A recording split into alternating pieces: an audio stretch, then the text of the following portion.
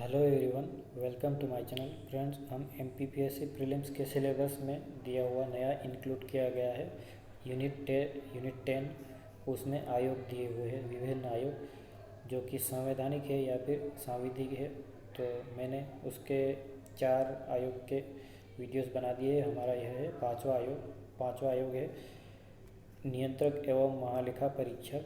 ठीक है, नियंत्रक एवं महालेखा परीक्षक क्या है इसका अंग्रेजी में नाम? केग कहते हैं, CAG यानी controller and editor general of India.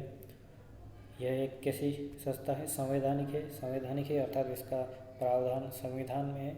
कौन सा, कहाँ पर प्रावधान है? भाग 5 में, पार्ट 5 में, अनुच्छेद 148 से 151 तक केग के बारे में प्रावधान दिए गए हैं।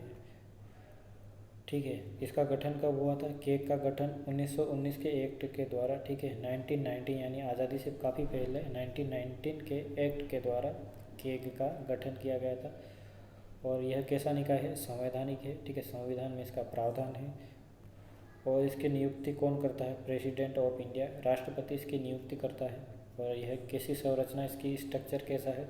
इसमें सिर्फ एक ही सदस्य होता है, केवल एक सदस्य होता है। फिर इसका कार्यकाल कितने साल का होता है?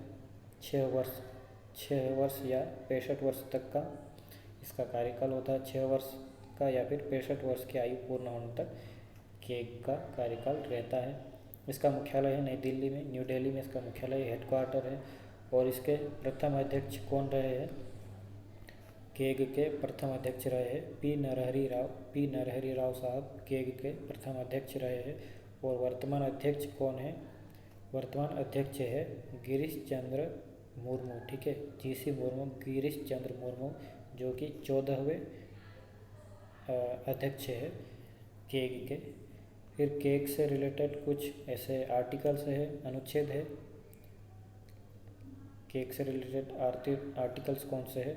148, 148वें अनुच्छेद में क्या दिया हुआ है? केग का गठन। ठीक है, केग का गठन होगा, उसका प्रावधान 148वें अनुच्छेद में दिया हुआ है। फिर 149 आर्टिकल में है केग के कार्य एवं शक्तियाँ। ठीक है, केग के कार्य और उसकी शक्तियाँ दी हुई है 149 आर्टिकल में। फिर 150वें आर्टिकल में है संघ व राज्यों के लेखा प्रारूप। ठीक है, संघ के तो लेखा प्रारूप की जांच करता ही है, इसके साथ राज्यों के लेखा प्रारूप की भी जांच कर सकता है। ठीक है, और राज्यपाल परमिशन दे, अनुमति दे तो निकाय यानी पंचायती राज संस्था हो या फिर स्थानीय निकाय, नगरीय निकाय के लेखा प्रारूप की भी जांच कर सकता है। तो यह था 150वें आर्टिकल में। और 151वें आर्टिकल में केग का प्रतिवेदन। ठीक है, केग रिपोर्ट सौंपेगा, किन्हें सौंपेगा? राष्ट्रपति को, प्रेसिडेंट को केग रिपोर्ट सौंपेगा 151वें आर्टिकल के तहत। और फिर वही प्रेसिडेंट जो रिपोर्ट केग के द्वारा दी गई है उन्हें संसद के दोनों सदनों में प्रस्तुत करवाएगा। ठीक है, लोकसभा और राज्यसभा दोनों में प्रतिवेदन को प्रस्तुत करवाएगा।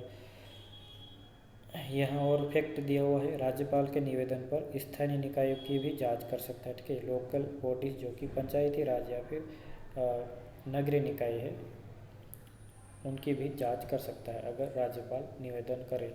हटाने की प्रक्रिया, प्रोसेस ऑफ रिमूविंग क्या है इसकी? महाभियोग जैसी प्रक्रिया से। ठीक है, महाभियोग जैसी प्रक्रिया, महाभियोग नहीं, सिर्फ महाभियोग जैसी प्रक्रिया। तो महाभियोग तो केवल राष्ट्रपति को हटाने के लिए लाया जाता है। महाभियोग जैसी प्रक्रिया से केग को हटाया जा सकता है। और किस आधार पर? दुर्व्यवहार या अयोग्यता। ठीक है, इनेबिलिटी या फिर मिसबिहेवियर। तो यह था दोस्तों। और एक और फैक्ट है इसका, क्या है? लोक लेखा समिति का गाइड व मित्र होता है। ठीक है, पब्लिक अकाउंट कमेटी होती है, उसका गाइड व मित्र होता है। गाइड व मित्र की उपाधि दी गई है केग को। और वरीयता क्रम में केग का कौन सा नंबर है? संवैधानिक रूप से वरीयता क्रम इनका क्रम है 9 का। ठीक है, 9A है, 9A। और यही क्रम किसका और होता है? चुनाव आयोग का। ठीक है, चुनाव आयुक्त का। तो दोनों साथ में शेयर करते हैं अपना स्थान। ठीक है दोस्तों, तो यह था आज का हमारा आयोग। हम एक वीडियो में एक ही आयोग की चर्चा करते हैं, अगले आयोग में हम और मिलेंगे। ठीक है दोस्तों, थैंक यू।